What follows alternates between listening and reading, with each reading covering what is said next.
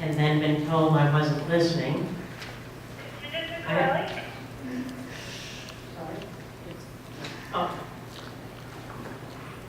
I've tried to respond at a very high level to a list of demands that came just today and say what are not even possible, and then I will give them certainly reflection and look at the consequences. I find it difficult, certainly, to hear the voices that say they don't feel valued and empowered. That is not my hope, that is not my vision, that's not why I have been here and stayed here for 12 years. And I really feel very deeply that diversity is not one office, one person. And to the extent that we collectively are going to believe that an office, symbolic and important, a person, symbolic and important, is what gives this campus the ability to move forward, to have difficult conversations, to deal respectfully and civilly with each other through difficult issues, nationally, locally, on campus, then I think the problem continues to be ours. Diversity has to be owned across this campus by all populations. Yes, students, certainly students. Yes, faculty, certainly faculty. Yes, administrators, certainly administrators. But all of those groups, not any one group. It was the mission of this institution. It remains the mission. It remains however we organize and structure our divisions, whatever roles and positions we create, if we don't all collectively own it, if we all collectively don't have the kinds of conversations that are respectful, listening, I'm putting myself there, I'm asking you to put yourselves there, that create spaces for conversations, then I think we collectively will get where we want to be. There's always diversity work to be done. There's always more to do. There's always places where it can be done better. I know that, and you know that. You experience it, each of you, differently from each other and from me. But I think that the answer is not the debate, it is the dialogue. It is owning, each of us, the importance of diversity and moving forward. I am committed, deeply and long before I got here, to diversity and educational equity. I think the actions and the outcomes of this campus over time and broadly speak to the progress, not the perfection, but the progress of what we have done at this campus.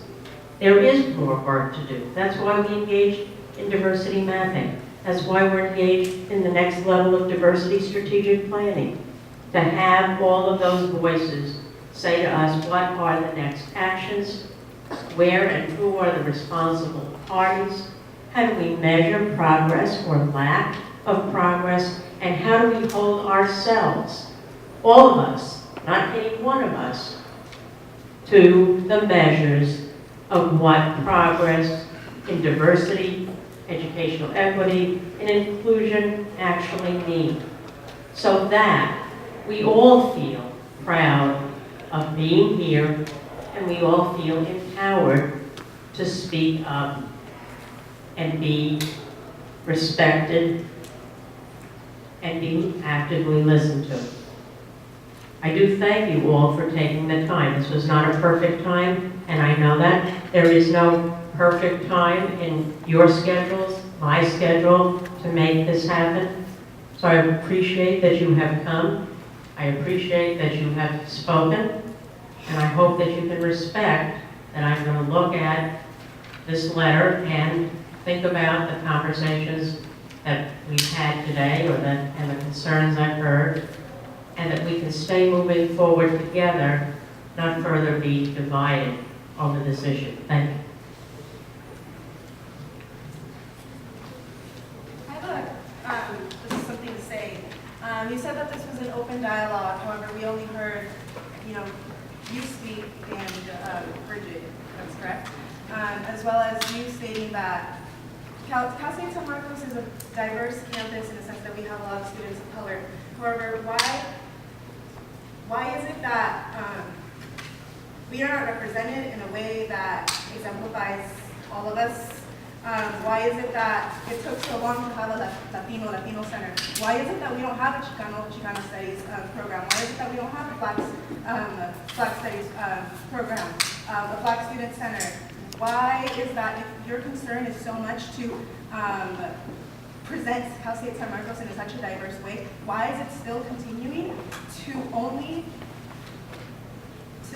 really, not support us in a way that we need it? Because in my opinion, I don't see that support as a student of color. So it's different between me and between someone who isn't. And I appreciate that. And let me try to answer a couple of those specific questions without, I hope and I trust, feeling that I am deflecting or being defensive. Academic programming and curriculum are owned by the faculty. I can suggest, we can try to move them forward in terms of ethnic studies, Black studies, whatever it is. But the curriculum is owned by the faculty, and the timelines and the processes and the programs are therefore part of the Academic Affairs Division and part of the Academic Senate's purview to look at those programs, move them through at their own pace or not move them through. That's one. Two, ethnic studies.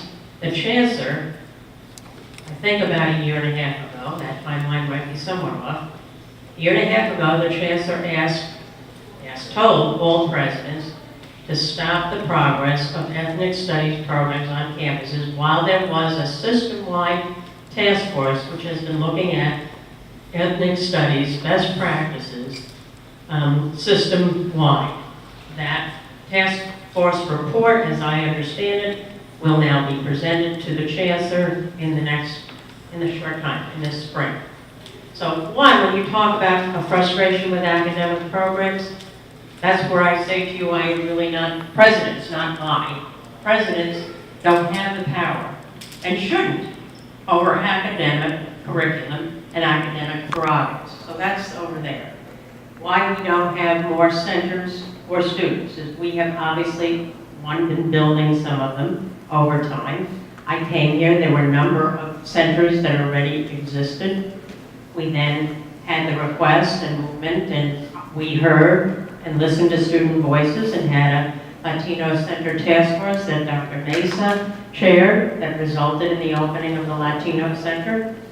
The Black students brought the request to the open forum in October of this year. I tasked immediately on receipt of their letter, created a task force that's being chaired by the Associate Vice President in Student Affairs, Dr. Dang, who is now looking at the viability of a Black student center.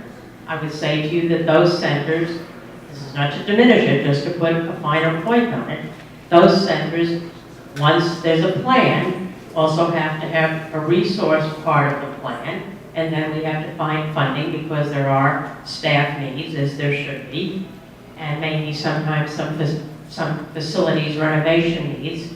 But we did find it for the Latino Center, and I trust once the Black Student Center Task Force brings the proposal with me, I have asked them to obviously bring a staffing and resource proposal to me. In terms of just resources in general, which was part of my response to the list of demands here, while I hear some of those other demands, as you all know, there are multiple competing demands at every campus all the time. We need more tenure track faculty. Probably nobody in this room would argue that. We need to keep the lights on, and we need to pay the benefits for all of our employees. That's not even my choice, although I would choose to do that. So it has to also be within the budgetary ability to fund all of the things that people want. We never can fund all of the priorities. We have a budget, university budget council that literally is the process through which all new requests for money go through. There is student representation on that council, always has been. That council is advisory to me and ranks in a priority order where we think new monies should be allocated. So that does have a student voice, that is an open process, and I report back on the funding of those priorities depending on what new funds we get from the legislature. I think I've answered most of the questions that you just stated. Did I? Yeah. Okay, then.